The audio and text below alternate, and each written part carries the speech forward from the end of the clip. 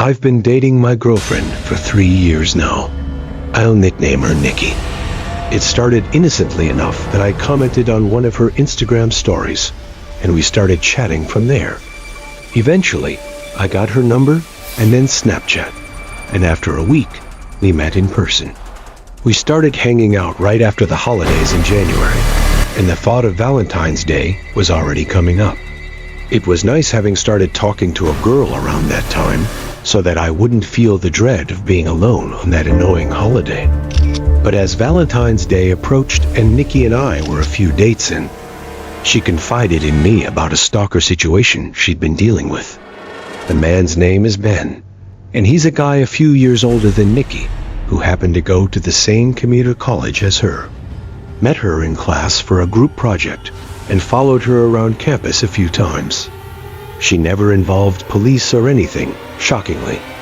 Hearing that this guy found out where she lived, sent her a bunch of creepy texts, which she ignored.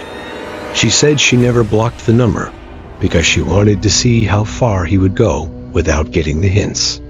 When I gauged why she was choosing now to bring this to my attention, she said because he started reaching out to her again, specifically for Valentine's Day. As you can see here, he started ramping up the texting again as Valentine's Day approached. She continued to just ignore it and let the texts pile up, but he brought it to the next level when he left a box of Russell Stover chocolates on her doorstep. She knew it was from him because he texted her, "I hope you like the gift I left you." This was when she decided to put an end to it and replied to him a long message, which I won't share for her privacy. But in short, she said he needs help and that she's seeing someone now, so to leave her alone. There are a number of ways to get someone's address this day and age, but she was scared that he got it by following her home one day. I did my best to make sure that she knew I wouldn't let him do anything to her. Well, fast forward maybe a few days, and Nikki sent me a concerning screenshot. It was a screenshot of some text from a fake number, asking if the guy she was seeing was me. Me, as in he wrote my name. Now I felt involved, and that made me feel moderately uncomfortable. To this point, all I've heard of this guy was that he was a very creepy and overly persistent texter, and potentially followed the girl I'm seeing home to her house. And now he's texting her on fake numbers, bringing up my name. It was reaching the point where Nikki was close to calling the police if this didn't stop. I told her I'd go to the police station with her if he reached out one more time. Fast forward to Valentine's Day. It was on a Friday this year. Nikki and I went out to eat at a nice restaurant that sat on the water. We were at an outside table because the weather was nice. As we ate, we both took notice of a guy sitting on a bench outside of the dining area by the parking lot with a hat conspicuously pulled down his face as if he were hiding. Nikki made a joke. "What if that's Ben?" We laughed, but then he slightly tilted his head in our direction as we were looking at him. And then he quickly looked away, and seconds later, he got up and walked away. We weren't laughing anymore. Now we actually questioned the chances of that actually being him, but after a few minutes, the conversation shifted to something else, and we enjoyed the rest of our time there. Afterwards, we wanted to keep hanging out. It was Valentine's Day after all, but her parents were home. I had the place to myself, so we went together back to my rental house. We were on the couch, and things were getting a bit more intimate. That's when Nikki pulled away from me and said, "What was that?" I heard it too, something from outside in the backyard. "Want me to go check?" I asked. She nodded her head. I went out to the backyard patio, expecting to hear some animals scurrying off in reaction to my presence. I slipped on my slides and walked around the yard, looking around for anything that could have fallen over, and I found what made the noise. The entire stack of beach chairs that was leaning on the house had been knocked over. I don't know how that would happen unless someone or something bumped into them. There wasn't even the slightest breeze that night. I looked around at the bushes that encompassed our yard, and then As if my brain immediately could spot something out of place, I locked in my vision on something tall in the bushes. My neck jutted forward as I literally tried to focus in and get a better look at what I was looking at. I stepped forward a few steps. I had an oh moment when I realized it was someone standing in the bushes. He had seen me notice him by this point. I said, "Who is that?"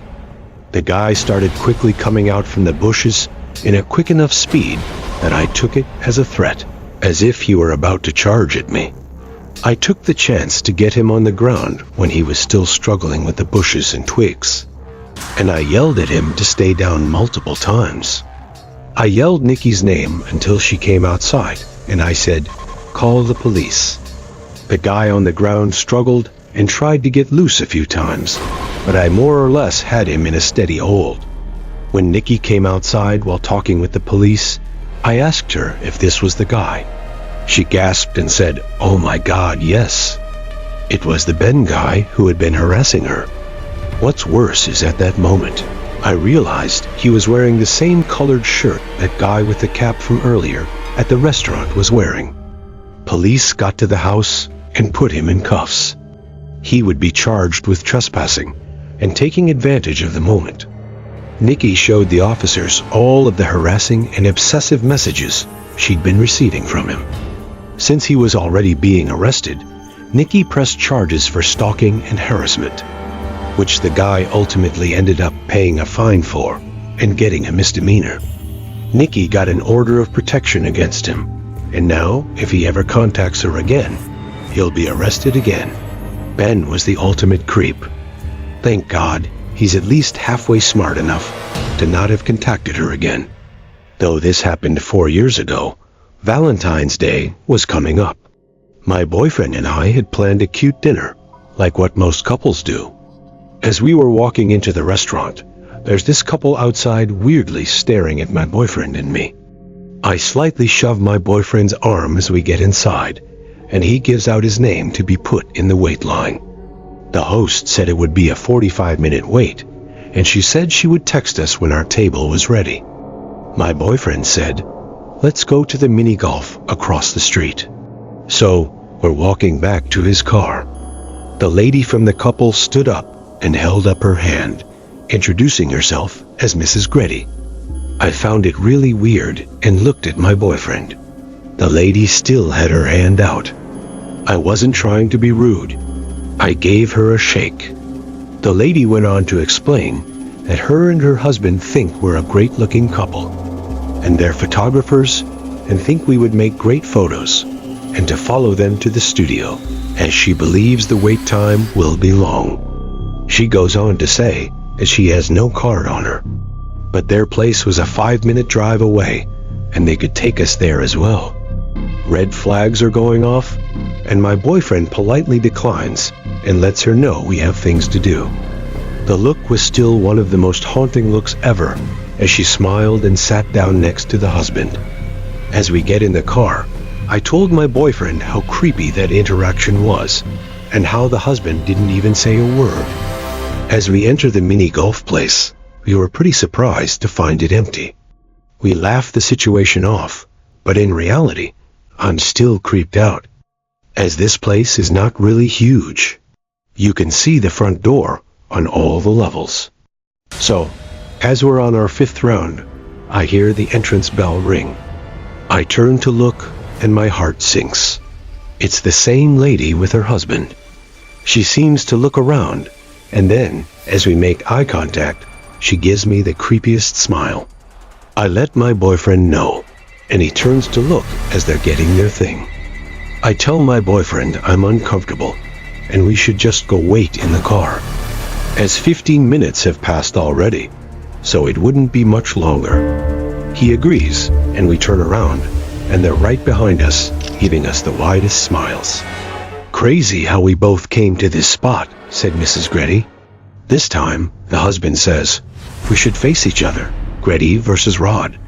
My boyfriend's heart sank in that moment, as his last name is Rod's. We politely declined, not wanting to know how they knew that information, and we said we have to go. Both of their smiles faded as we rushed out of there. I told my boyfriend we should just call it a night and go back to his place, since it was closer than mine. Plus, my parents wouldn't be home until Sunday morning. He said we would go after dinner and not let some random weird couple ruin the night for us. We waited about 15 minutes in this car, talking about how weird this situation was. As he gets a text from the restaurant saying they're ready for us, we eat dinner. And he insists on paying today, since it's Valentine's Day, as we usually split the bill. He goes to the bathroom, and as I'm waiting, I thought I saw that lady peeking out from around a corner. I convinced myself it was just in my head. My boyfriend gets out and is ready to go. Now, to get to his place, you have to take this long road surrounded by trees. As we start the drive, we notice a car following behind. I let my husband know, and we head into a CVS parking lot. I have to use the restroom, and since it was going to be a drive, we both get out and go. When we come out, we don't see that car that was potentially following us anywhere, so we make our way to his house. You know that road I talked about earlier, being surrounded by trees? Well, while we're driving on it, we're like 3 to 5 minutes onto this road. We heard a loud pop, and my boyfriend stopped his car. His 2 front tires had popped. He put 2 and 2 together and ran to the car and said, "Get out. There's not much more time before they get here." He cut his engine and turned off the lights and locked the door. I was so scared and confused, not knowing what was going on. I told him we should wait in the car. He quickly got me, and we ran into the woods. He told me to shush. We were hiding behind some trees and bushes. While we hid, he called the cops and quickly explained where we were at and what was happening. The operator asked to stay on the line, and the cops would be here in a couple minutes. He said he couldn't stay on the line and hung up. As we stayed laying down, we heard a car engine coming up. My boyfriend said to lay flat, as he did too. We heard the engine to the car stop, and we heard the familiar voice of Mrs. Greddy, if that was even her real name. She yelled, "We took too long." We heard a car door close, and then a car quickly sped away. We stayed down until the cops got there, which was about 2 minutes later. We explained the situation and got told we would be contacted if something came up. I called my sister to come pick us up, and he called the tow truck for his car. 4 years later, nothing has come up on it, and we never found out what they wanted or who they were. We're now married with a crazy story to tell our kids. During the fall 2018 semester, I was doing some online classes through a pretty prestigious college. But I knew that I would transfer to my hometown 4-year university for the winter semester. I still wanted to make some new friends though, so that I wouldn't feel alone, and maybe along the way. It would be nice to meet someone to date, which is what happened. I met this girl through Tinder. She was really cool, and we had a lot in common. Long story short, we started dating, and we had a lot of fun together. She wasn't from my hometown, and I had noticed that after she came back from Thanksgiving break, the way she behaved and her attitude had changed. She was always on the more sarcastic side, but now it just seemed mean. For example, the playful, flirtatious teasing had become way more aggressive. There was no physical harm, I should say that. It was just the kind of teasing that shouldn't be happening in a relationship. I just brushed it off as stress due to finals approaching. She eventually went back home for winter break. We always found ways to stay in touch every day, such as text, Snap, and occasional FaceTime, either once or twice a week. Once the winter semester started, I moved into an apartment because the dorms didn't seem that fun. And I had found something nice that was surprisingly cheap. Literally, the night of the first day of classes, we decided to break up. Like I said, she was from a different state, and she was having a lot of trouble being away from home because she missed her family, friends, and pets a lot. Besides me and her roommate, who she didn't really get along with, she barely knew anybody in town. She was just such a shy person, and that's not a bad thing, but like I said, she didn't have a lot of friends to surround herself with, so she just wanted to be by herself all the time. So, it was a nice exit out without having to be the one that did the dumping. Because that kind of stuff just gives me too much stress and anxiety. A few weeks went by, and each day I felt a little less sad, because when I looked back on the relationship, there were a bunch of issues that I had overlooked.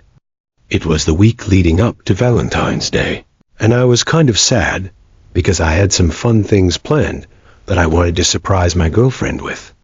I decided that maybe for that week, I would reactivate my Tinder account, really to see if I could get a match and possibly hang out with someone on the holidays. So I wouldn't be alone, because most of my friends had their own boyfriends and girlfriends. I did about 2 days before the holiday, and I got some matches after a few hours of having the app. I chatted with most of them and asked what their Valentine's Day plans were, and not to my surprise, they were all going out to bars. Personally, that lifestyle isn't really my thing. It just doesn't seem that fun to me. But I always use it as a last resort, and I wasn't that desperate yet. I eventually started texting with a girl named Alex, who wasn't into that stuff either. She would rather stay in and watch movies, which is what I would rather be doing too. She even had the same major as one of my best friends and was taking some of the classes he was taking. But she didn't know if they had classes at the same time, since they had just started, and she was trying to figure out everyone's names. The best way to describe Alex is that she had shoulder-length blonde hair, cute glasses, freckles, and bright blue eyes. After texting for about an hour, I got her Snapchat, and we moved the conversation there. We eventually fell asleep around 1. I'm a pretty light sleeper, especially when there's someone else in the bed with me. Around 3 Alex woke me up as she got out of bed, but I didn't make her aware that she had woken me up. It was pretty dark in the room, but I could see that she was walking towards the bathroom. She turned the light on and shut the door so that it wouldn't seep into the bedroom. I was fatigued, so I just went back to sleep. I awoke again around 5:30 a.m., and to my surprise, Alex wasn't in the bed next to me. I turned to see if she was still in the bathroom, but I couldn't see the outline of the light, so that meant it was turned off. I wasn't in too much of a shock yet. I was just curious as to where she was. So I sat up and grabbed my phone off my bedside table. I didn't have any texts from her saying that she had left, but I was able to see that the clothes she'd been wearing earlier were still on the ground next to mine, so she was still here somewhere. I then heard a creak come from the other side of the bedroom. I could see that Alex was just standing in the corner, back facing toward me. I was really freaked out. I quietly called out her name and asked if she was okay, but there was no response. I turned on the lamp I had on the bedside table. It didn't create too much light, but there was enough. I got out of bed and walked over to her. She was just standing there, not even moving. I was so creeped out, but I wanted to see what was going on. I gently placed my hand on her shoulder and said her name again, and there was no response. There were 10 seconds of silence, and right as I was about to say her name one more time, she turned around at an inhuman speed and started screaming like a maniac and hitting me. It wasn't the hardest of hits, but I'm kind of a skinny guy, so it hurt a bit. The scariest part is that there was no emotion on her face at all. I backed up and fell over onto my bed, and she followed me, still screaming and hitting me. After about 30 seconds of this happening, she ran over to her clothes, grabbed them, and ran out of my apartment.